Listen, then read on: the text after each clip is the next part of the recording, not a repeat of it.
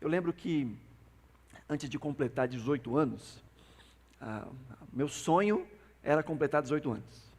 Queria completar 18 anos, porque eu queria tirar a habilitação. Estava doido para tirar a habilitação. E essa semana que passou, eu recebi pela terceira vez a minha carteira, terceira ou quarta vez a minha carteira renovada. Então, há um tempo atrás, eu ficava louco para completar 18 anos. E hoje já fazem mais de 18 anos que eu sou habilitado. E o tempo passou assim. É muito comum você ver pessoas que encontram outras pessoas depois de um tempo, e aí aquelas frases de sempre, né? Principalmente quando tinha alguém que era criança antes e agora não é mais. Nossa, como você cresceu, como você está diferente. Eu odiava isso quando eu era pequeno. Toda vez que os amigos dos meus pais me encontravam, nossa, como ele está grande e tal, sempre aquela história. E aí eu sou hoje um desses que quando vê alguém fala, meu Deus, como está grande. Meu Deus, eu me sinto velho. Hoje eu vejo pessoas que eu carreguei no colo. Já fiz casamento de gente que eu carreguei no colo. Acredita num negócio desse? Sim, eu sou essa cara de jovem, a lata de velho, mas o CPF também já é mais antigo. E o tempo passa muito rápido. O tempo passa muito rápido. Eu sei que você também tem essa impressão, principalmente quando olha para trás e vê alguns marcos na vida, alguns pontos na vida. Aqueles que têm filhos vão vendo as fases da vida dos filhos passando de maneira muito rápida. E quando alguém tem um filho recente, aí é sempre aquelas palavras, né? Aproveita essa fase, porque ela passa rápido. Aproveita essa fase, ela passa rápido. Quando alguém que tem um filho maior encontra alguém que tem um filho pequeno, aproveita essa fase, porque ela passa rápido. E na vida é exatamente isso. Nós temos essa percepção, e quanto mais nós vamos amadurecendo, né, quanto mais tempo nós passamos sendo jovens, sabe? Porque eu sou jovem há mais tempo, essa é a questão. Eu sou velho, sou jovem há mais tempo. Quanto mais tempo a gente passa sendo jovem, né, mais a gente vai percebendo estes efeitos e essa transitoriedade da vida, essa rapidez da vida. É isso que Moisés vai dizer no Salmo 90. Diz que nós somos como que arrastados, que os nossos dias, eles passam como neblina, são rápidos. Então, Moisés, no Salmo 90, vai dizer, Senhor, ensina-nos a contar os nossos dias, para que o coração alcance a sabedoria. Aprender a gerir os dias, aprender a gerir o tempo, é algo tão necessário, queridos. E nessa série em que nós estamos falando sobre mordomia cristã, sobre a boa gerência da vida, a boa administração da vida, não tem como nós não falarmos sobre esse recurso valiosíssimo e finito que nós recebemos do Senhor, que é o tempo. E o tempo é esse recurso tão crítico, porque as demais coisas dependem do tempo. Como cidadãos e como seres que estão presos ao tempo e ao espaço, as coisas que fazemos no tempo. É no tempo que nós gastamos as nossas energias. É no tempo que nós gastamos a nossa influência. É no tempo que nós gastamos os nossos recursos. E ainda mais, na nossa sociedade, basicamente capitalista, em que tem aumentado muito, mas boa parte das pessoas que vivem hoje, vivem do fruto do seu trabalho, ou seja, vivem da sua produção. Poucos são aqueles, como eu disse, já aumentou um pouco, mas poucos são aqueles que têm algum tipo de renda passiva, alguma coisa que vai rendendo enquanto eles estão vivendo, e esse dinheiro mês a mês pinga ali, então tem um dinheirinho a mais. A maior parte dos brasileiros vive da sua renda. Ou seja, as coisas que nós investimos, as coisas que nós gastamos, não só gastamos recursos, nós gastamos tempo. Algum tempo atrás, da igreja da qual nós viemos, nós fizemos um seminário lá sobre administração financeira. O rapaz era da nossa comunidade, era responsável administrativo por uma das grandes multinacionais aí do Brasil, e ele deu uma palestra muito legal, muitas aplicações, mas teve um momento ali que ele falou que eu carrego para mim todos os dias, que foi exatamente esse conceito de entender que quando nós gastamos, o que nós estamos gastando não é moeda, o que nós estamos gastando é tempo. Se você ganha R$1.000 por mês, do fruto do seu trabalho, e aí você vai numa loja e fala, eu quero comprar um celular de R$2.000, o que você está dizendo é, eu vou trabalhar 2 meses da minha vida para pagar esse celular. Você está gastando não só moeda, está gastando o seu tempo. Há uma continha que se faz que ela é assustadora. Quando a gente pega, por exemplo, quanto ganha, dividido pela quantidade de horas que a gente trabalha por mês, a gente tem o valor da nossa hora. Valor da nossa hora. E aí, quando a gente começa a pensar no valor da nossa hora, da nossa produtividade, e começa a olhar para as coisas a partir desse prisma, as coisas mudam de figura. E que a gente olha e fala assim, isso aqui vale 3 horas da minha vida. E tem certas coisas que a gente compra que é bom pensar, será que isso vale 3 horas da minha vida? Será que isso vale 1 mês da minha vida? Aí você pensa na sua rotina, você pensa no seu trabalho, e por trabalho não pense só no momento efetivo que você está trabalhando, mas todo o desgaste de sair de casa, às vezes pegar transporte público, às vezes chegar tarde em casa, às vezes se preparar para o trabalho em casa, todo esse tempo que é investido ou perdido, quando nós, nessa sociedade de consumo, gastamos o tempo precioso, porque afinal o tempo é dinheiro, comprando coisas que muitas vezes sequer usamos, sequer precisávamos. Entender que tempo é algo tão crucial, que a energia que nós demandamos para fazer as coisas, ela acontece no tempo. Que o dinheiro é tempo.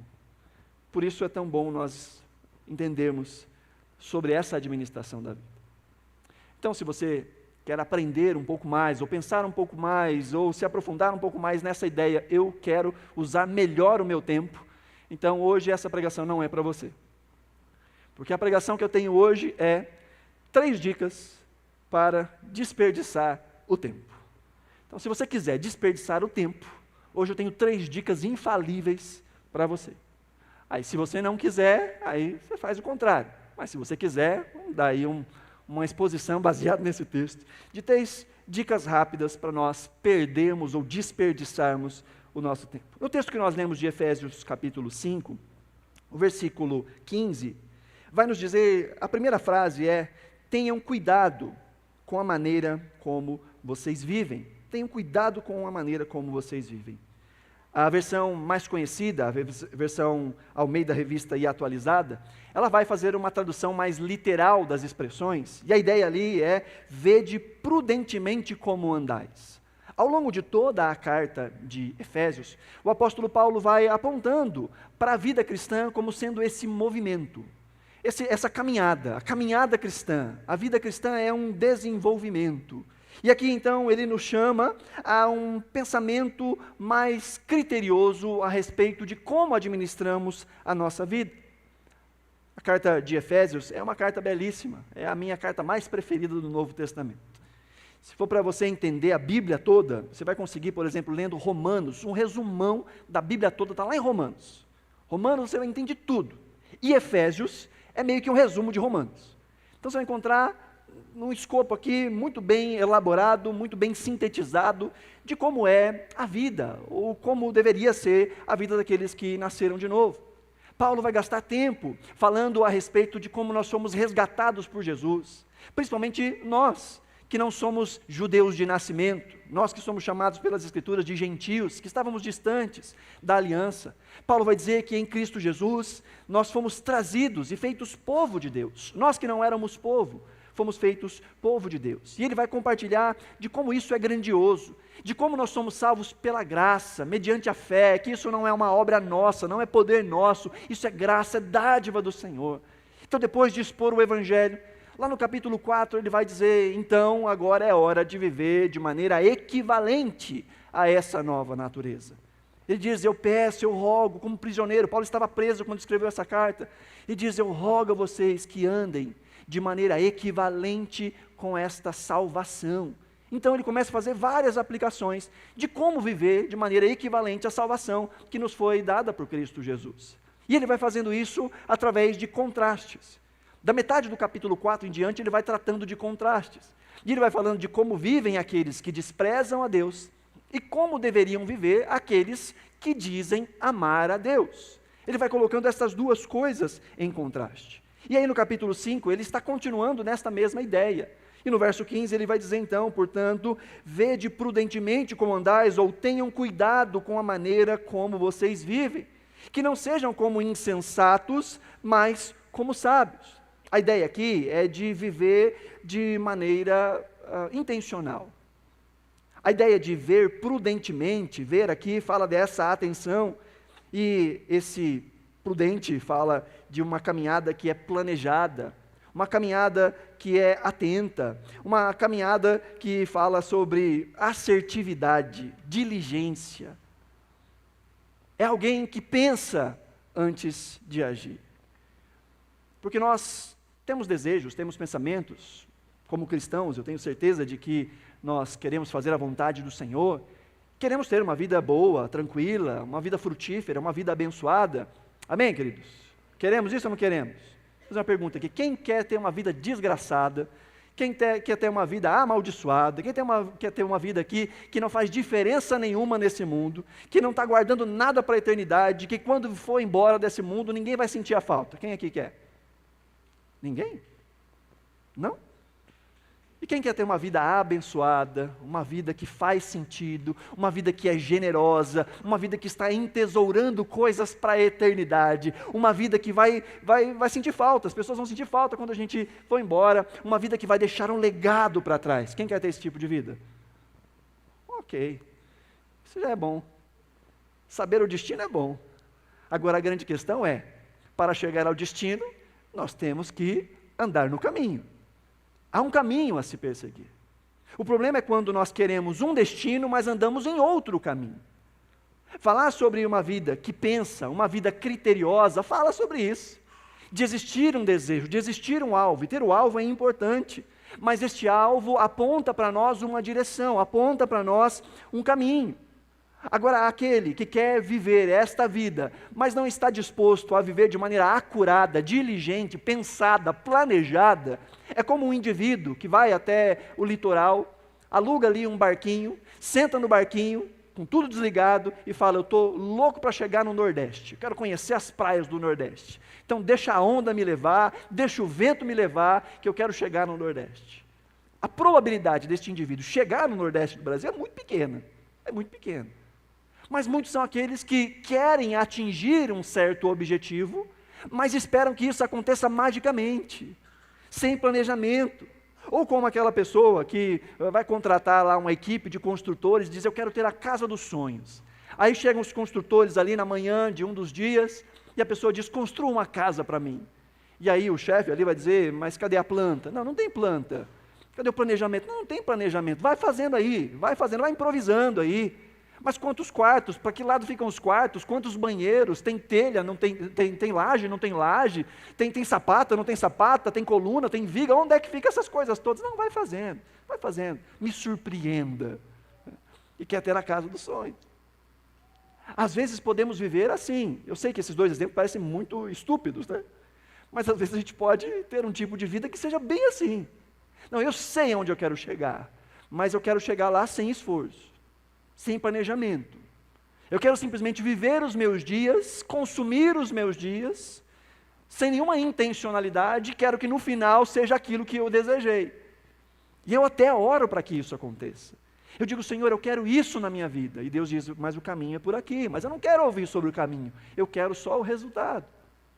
Pensar sobre a vida, viver de maneira prudente, conduzir a vida de maneira prudente, fala disso, de pensar, de desenvolver uma vida que ela seja planejada, porque existem muitas coisas que vão roubar o nosso tempo, ou que vão se colocar como ladrões do nosso tempo. Por exemplo, a gente pode pensar na indecisão, na falta de planejamento, na falta de organização. Às vezes se perde muito tempo tentando achar algo que não vai ser encontrado porque há uma desorganização gigante na vida. Perde-se tempo. A falta da disciplina, a ocupação excessiva que vai minando as forças, e aí a gente tem menos qualidade nas coisas que a gente faz. A preguiça, as distrações, muitos são os ladrões do nosso tempo. A grande questão é que dentre os recursos que nós recebemos do Senhor, o tempo é um que nós não podemos produzir mais. Nós não podemos alongar o tempo. Pessoas que passaram por dificuldades financeiras, que foram roubadas, ou que perderam coisas em tragédias, é muito comum a gente ouvir pessoas dizendo assim: ainda bem que estamos vivos, porque as coisas materiais a gente corre atrás, a gente conquista de novo.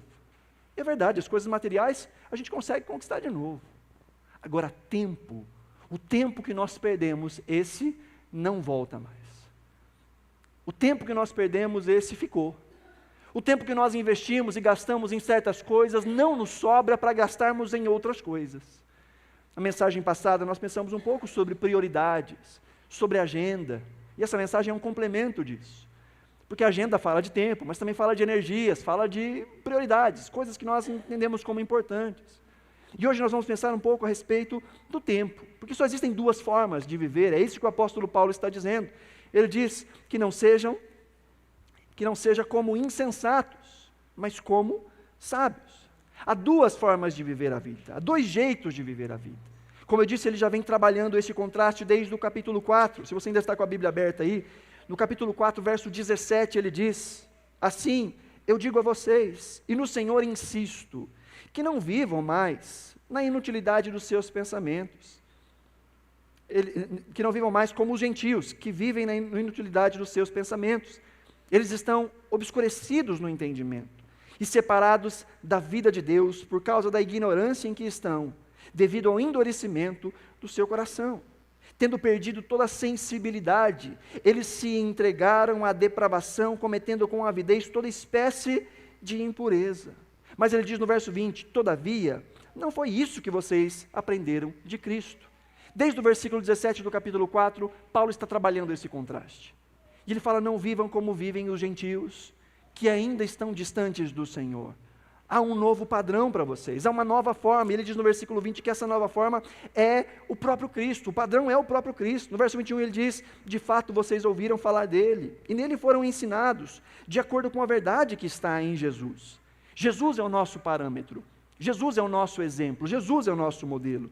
Aí ele diz no verso 22, quanto à antiga maneira de viver, vocês foram ensinados a despir-se do velho homem, que se corrompe por desejos enganosos, a serem renovados no modo de pensar, e a revestir-se do novo homem, criado para ser semelhante a Deus em justiça e em santidade, provenientes da verdade.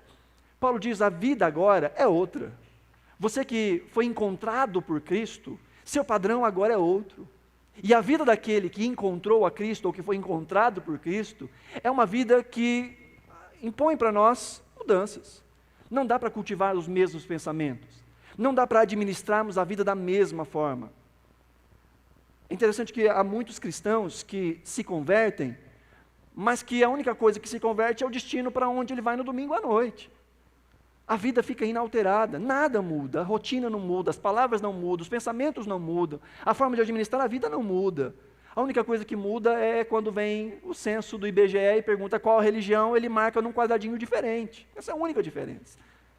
Mas Paulo está dizendo, aqueles que nasceram de novo, foram ensinados a se despir.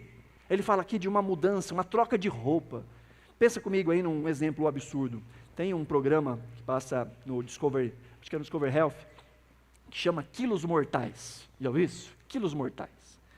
Que são pessoas que têm problemas de saúde que levam à obesidade mórbida. Gente que alcança seus 350 quilos. Que não consegue sair da cama, que não consegue sair do quarto. Gente que às vezes precisa quebrar a parede para poder tirar a pessoa, para poder fazer algum tipo de intervenção. Agora imagine que houvesse um tratamento miraculoso, em que o indivíduo consegue sair desses 350 quilos num dia e entrar num corpinho, num shape de 60 quilinhos. 60 quilinhos. Aí essa pessoa, de alguma forma, é levada para essa clínica, chega lá, acontece essa mágica, e essa pessoa agora tem 60 quilos. E ela volta para casa e o guarda-roupa continua o mesmo. O guarda-roupa ainda é o guarda-roupa dos 350 quilos. Aí a pessoa vai querer dar uma voltinha na rua, o que ela faz? Ela pega aquela calça de 350 quilos, aquela camiseta, dá umas 3 voltas ao redor do corpo, coloca um pregador e sai para dar uma voltinha. Fala, Jean, mas que cena ridícula é essa? Pois é isso que Paulo está falando. Paulo está dizendo, aquele que encontrou a Cristo, a vida antiga não serve mais. É o tipo de roupa que não serve mais. Ela tem que ser aposentada, tem que ser jogada de lado. Está na hora de um novo guarda-roupa. Há uma nova forma de viver. Ele nos ensina a nos revestirmos de novos hábitos. E dentre estes hábitos, Paulo agora vai tratar do versículo 15 em diante sobre como aqueles que nasceram de novo administram o tempo. Porque há duas formas de administrar o tempo. a forma insensata e a forma sábia. O tolo é esse que vive sem atenção. O tolo é esse que vive sem orientação, sem prudência. É alguém que é impulsivo, é alguém que age e depois pensa. O texto de Provérbios fala muito desse contraste entre o sábio e o tolo. E dentre uns dos provérbios, meu preferido desse assunto, Provérbios 14, 16, ele diz: o sábio é cauteloso e evita o mal, mas o tolo é impetuoso e irresponsável. Ele toma a atitude e depois pensa. Ele se compromete e depois pensa. Ele faz um compromisso, seja financeiro, seja um compromisso de tempo, e depois chega em casa e fala: meu Deus, por que eu fiz isso? Por que eu assumi esse compromisso? E agora? E depois fica o tempo todo tentando, de alguma forma, se escapar daquele compromisso.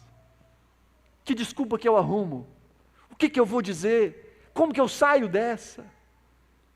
O provérbio chama esse de o tolo. O tolo, ele é impetuoso. Enquanto que o sábio é esse que é cauteloso, ele considera o caminho, ele está atento. O sábio é esse que cultiva duas habilidades importantíssimas. Primeiro, a humildade para reconhecer. Sábio é esse que sabe que não tem todo o tempo do mundo. Sábio é esse que entende que o tempo que ele tira daqui vai faltar para colocar ali. E porque ele é sábio, ele então humildemente reconhece a sua limitação. Por outro lado, o sábio também é esse que é ensinável.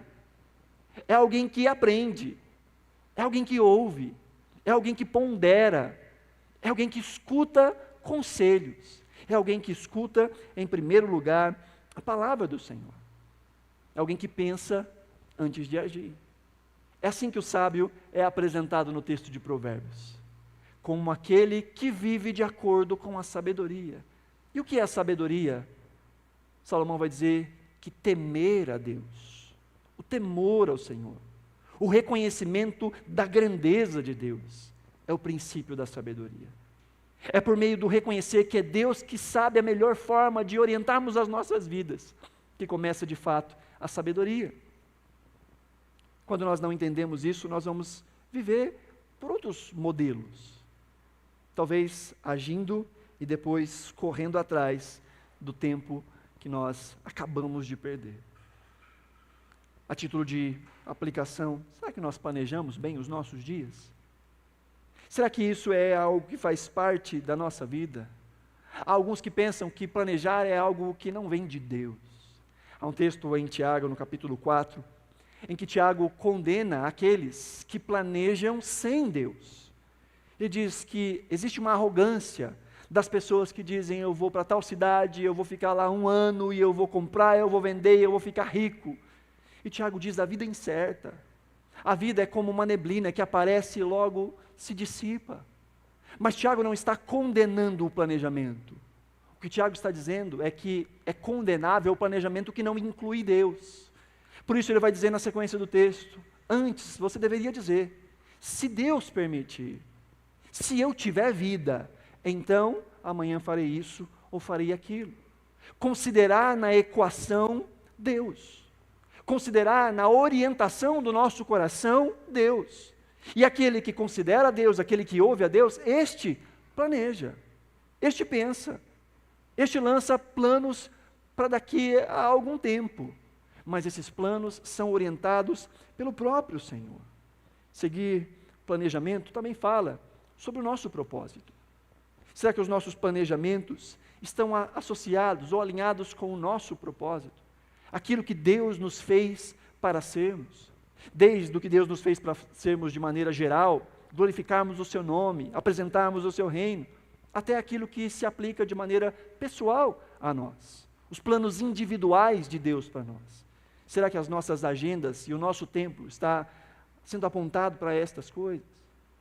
Bom, mas eu disse que a minha pregação hoje não é para que você viva bem o tempo, mas para que você desperdice o tempo. Então, se você quer desperdiçar o tempo, a primeira dica é: viva distraído. Se você quiser viver uma vida em que você vai gastar tempo sem perceber, viva distraído. Viva sem planejamento. Viva sem atenção. Viva sem prudência. Viva sem critérios. Simplesmente viva. E juntamente com isso, se você quiser desperdiçar o seu tempo, já vou dar logo a segunda dica.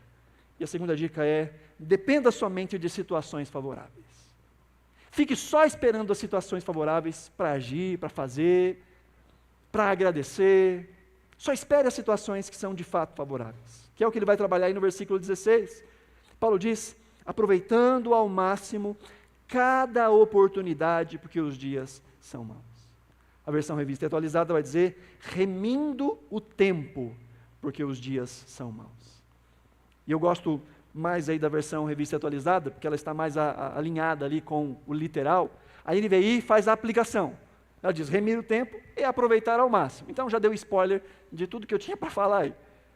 Mas a ideia de remir aqui é a ideia de compra. Essa ideia de redenção, remissão, é uma transação comercial. Quando nós falamos que Jesus nos redimiu, é a ideia de que Jesus nos comprou por um preço. A ideia, o conceito de redenção, é algo que anteriormente pertencia a alguém, ou no caso, à própria pessoa. Por exemplo, as pessoas que viviam naquela época eram donos do seu tempo, da sua rotina, mas um dia ficavam devendo e não conseguiam pagar as suas contas. Então essas pessoas eram tomadas escravas. Mas elas poderiam ser remidas ou redimidas. Elas poderiam ser compradas desse Senhor para voltar, para ser estabelecida de novo naquela posição inicial. Isso era redimir, era comprar de volta. O que Paulo está dizendo aqui é que o tempo é essa coisa que nos foi dada por Deus, mas que de alguma forma está nas mãos de outro.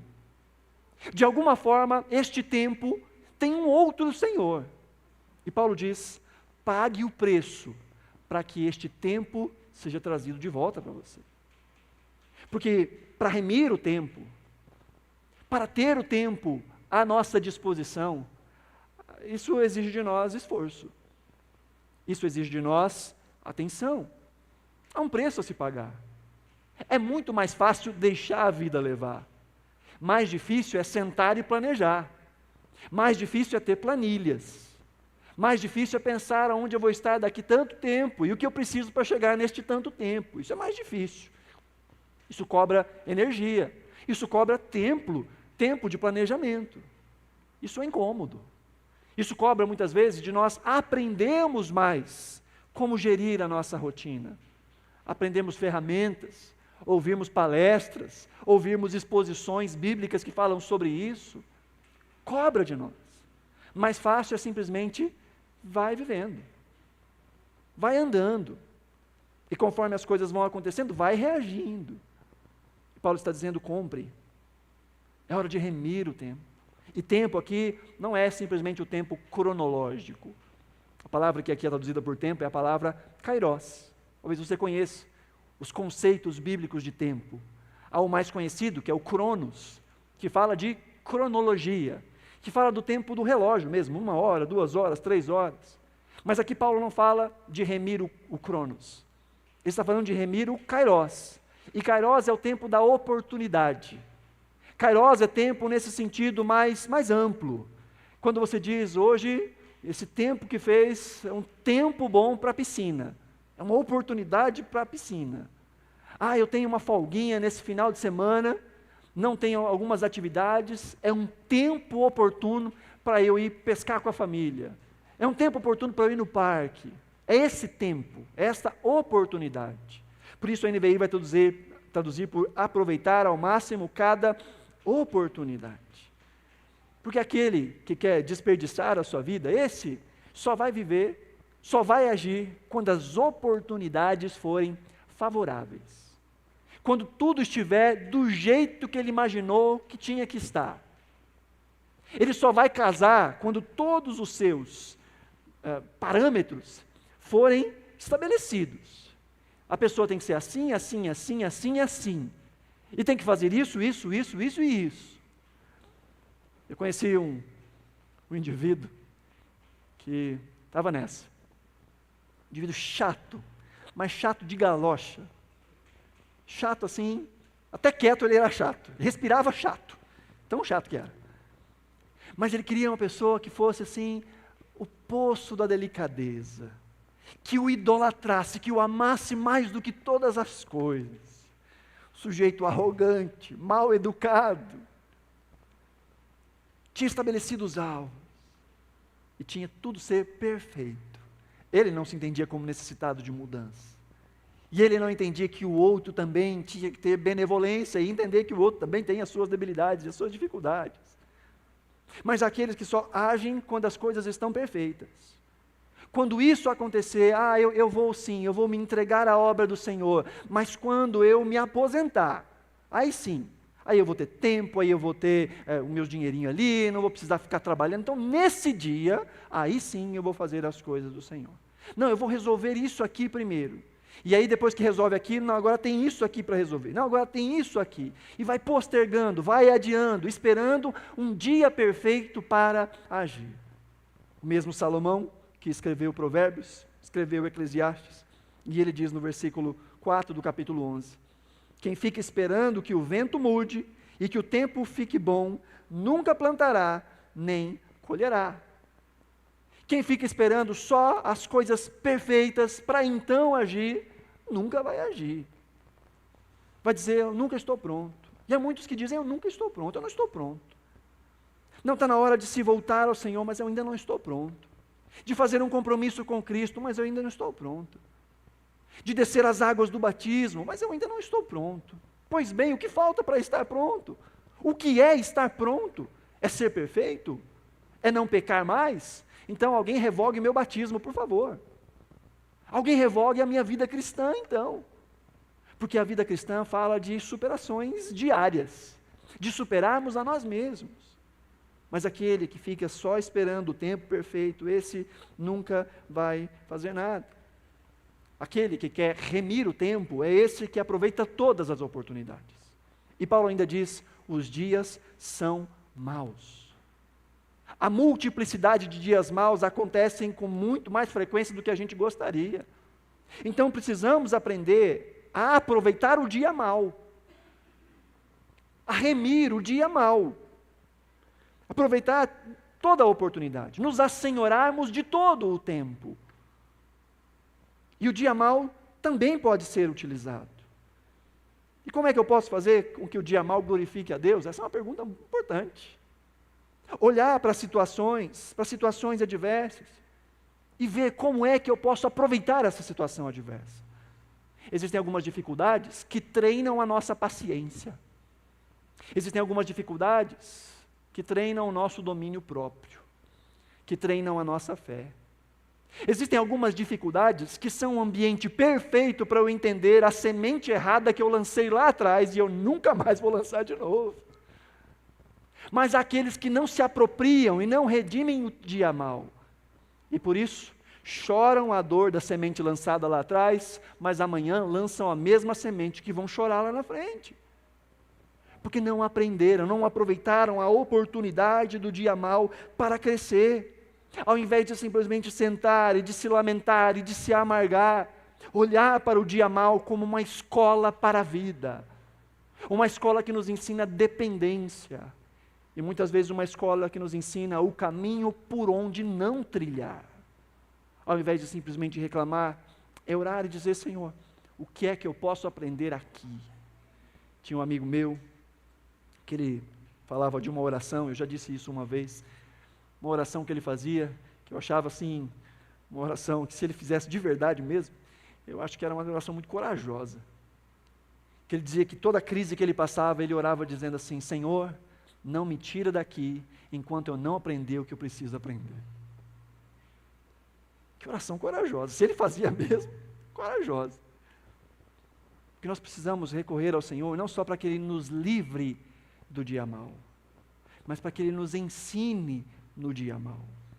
A Bíblia nos diz que o Senhor é Deus dos montes e dos vales. E a vida tem essas nuances, dos montes e dos vales. Um dia nós estamos no alto, outro dia nós estamos prostrados. Mas aquele que aprendeu no Senhor a aproveitar cada oportunidade, aproveita inclusive o dia mau.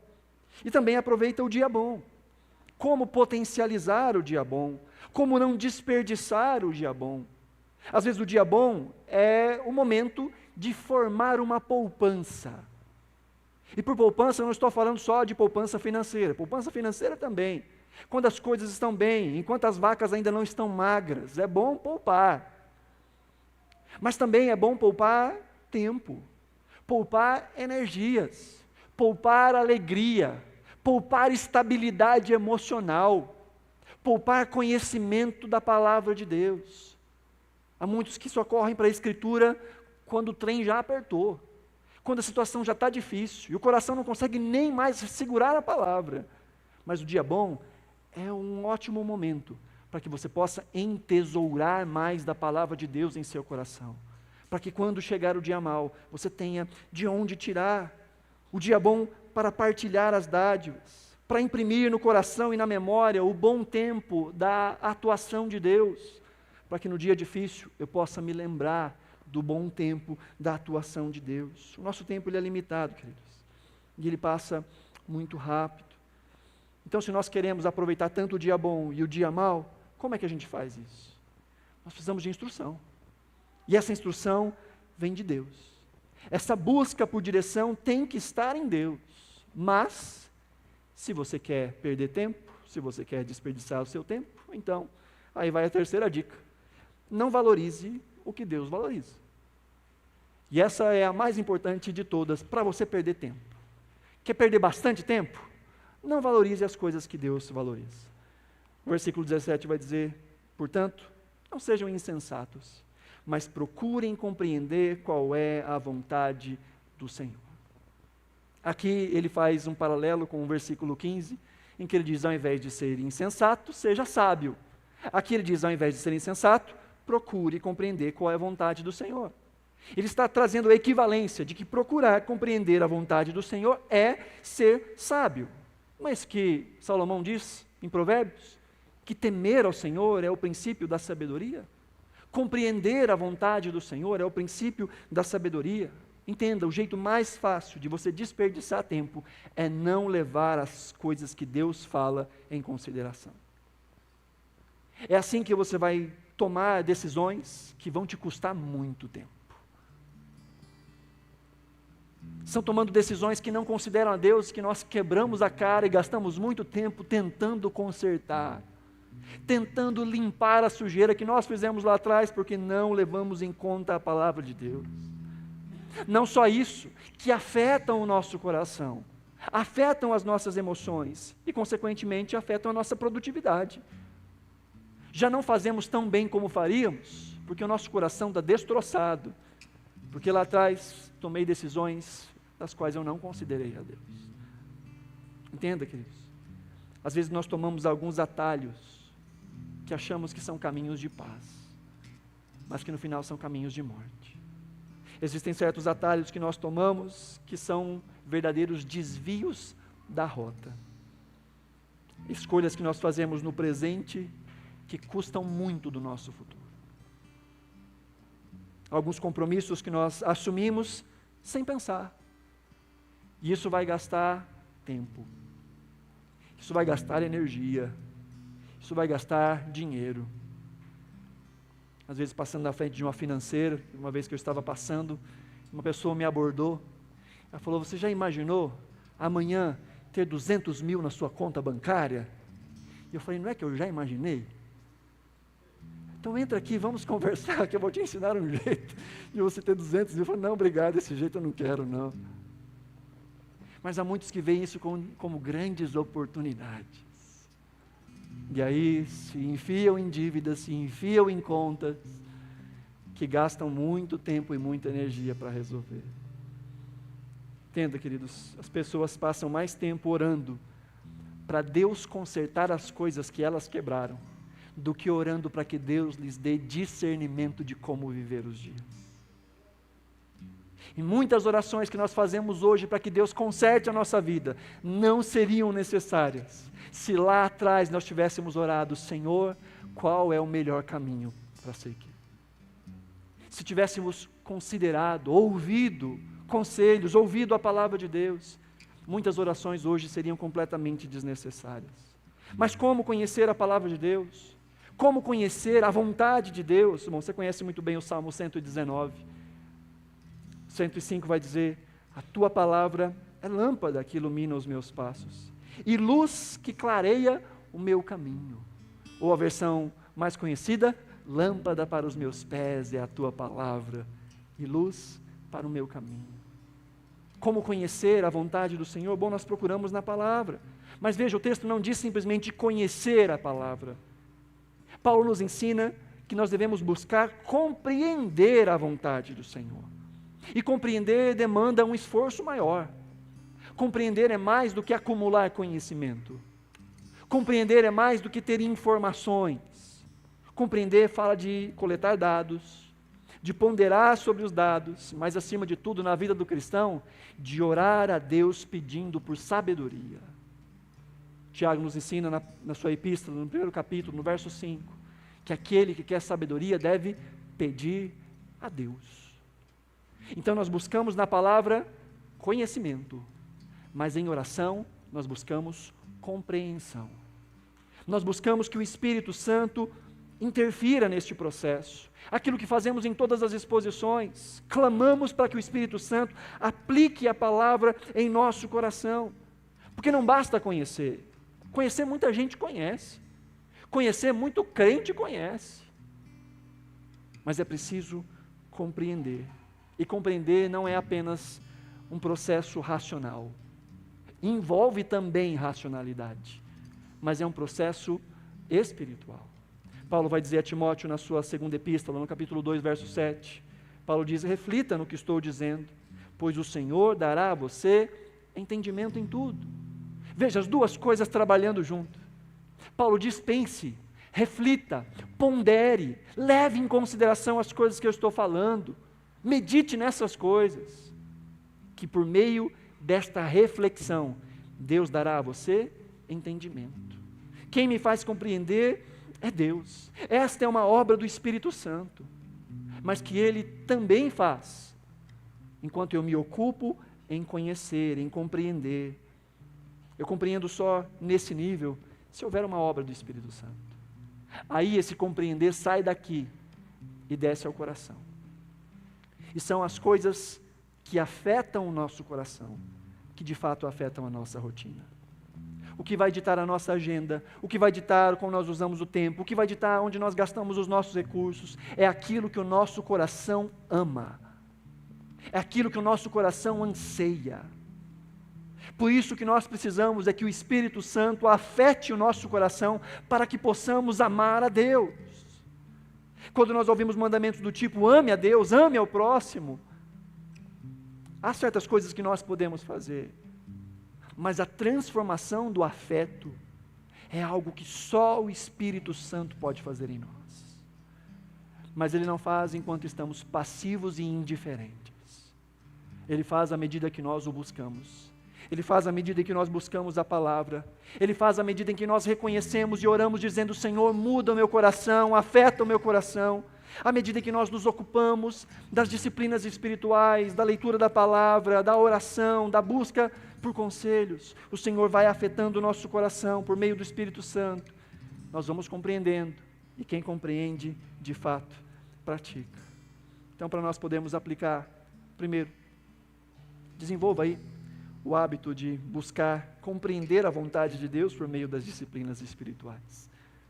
Desenvolva esse hábito de recorrer ao Senhor, principalmente no dia bom, enquanto a crise não chegou. Recorra ao Senhor, conheça o Senhor, entesoure a palavra do Senhor no seu coração, para que você possa viver no dia mau com a mente do reino. E em segundo, use cada oportunidade disponível para amadurecer na fé e para manifestar os valores do reino. O dia bom e o dia mau. Essa obra que o Espírito Santo de Deus faz em nossas vidas. Quero te convidar a abrir a sua Bíblia aí, na primeira carta de Paulo aos Coríntios, no capítulo 2. E assim que você for encontrando, você pode ficar de pé.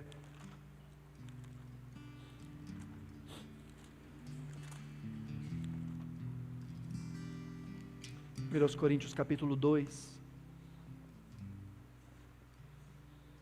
Paulo fala sobre essa aplicação da palavra pelo Espírito Santo aos nossos corações, e ele diz: entretanto, falamos de sabedoria entre vocês que já têm maturidade, mas não da sabedoria desta era, ou dos poderosos desta terra, que estão sendo reduzidos a nada. Ao contrário, falamos da sabedoria de Deus, do mistério que estava oculto, ao qual Deus preordenou antes do princípio das eras, para a nossa glória. Nenhum dos poderosos desta terra, ou desta era, o entendeu. Pois se os tivessem entendido, não teriam crucificado o Senhor da glória. Olha o verso 9, esse você conhece. Todavia, como está escrito, olho nenhum viu, ouvido nenhum ouviu, mente nenhuma imaginou o que Deus preparou para aqueles que o amam. Mas o texto continua dizendo: mas Deus o revelou a nós por meio do Espírito. O Espírito sonda todas as coisas, até mesmo as coisas mais profundas de Deus. Pois quem conhece os pensamentos do homem, a não ser o Espírito do homem que está nele? Da mesma forma, ninguém conhece os pensamentos de Deus, a não ser o Espírito de Deus.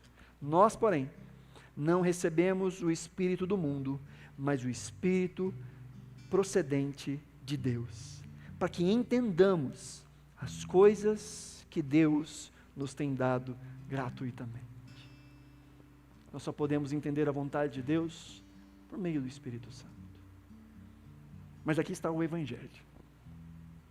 Nós que outrora vivíamos distantes de todo este entendimento, que administrávamos a nossa vida como os gentios que Paulo fala em Efésios, que vivem na inutilidade dos seus pensamentos. Um dia Cristo nos encontrou. Um dia o Evangelho de Cristo Jesus foi compartilhado a nós. Não porque nós somos bons, muito pelo contrário, porque nós somos necessitados. Jesus disse: eu não vim para os sãos, eu vim para os doentes. Então, se você foi encontrado por Cristo, saiba que você estava doente. Mas Cristo veio e nos salvou. E não só nos salvou, nos deu o Espírito Santo que habita em nós. E Paulo diz: é o Espírito de Deus que conhece as coisas de Deus. E ele diz: sabe, você recebeu o Espírito de Deus. O Espírito que conhece a mente de Deus. O Espírito que conhece os propósitos de Deus. O Espírito que compreende a vontade de Deus. Foi depositado em você, de forma que quando nós lemos a Bíblia, nós podemos pedir: Espírito Santo, aplique essa palavra ao meu coração. Me faz compreender. Eu não quero só entender, me faz compreender com o coração, para que eu possa viver não mais como um tolo, mas como um sábio. Para que eu possa desejar o reino de lá, mas já viver o reino aqui. Para que eu possa ansiar o reino de lá, mas já viver a realidade do reino aqui e agora. Remindo o tempo, porque os dias são maus. Vamos orar?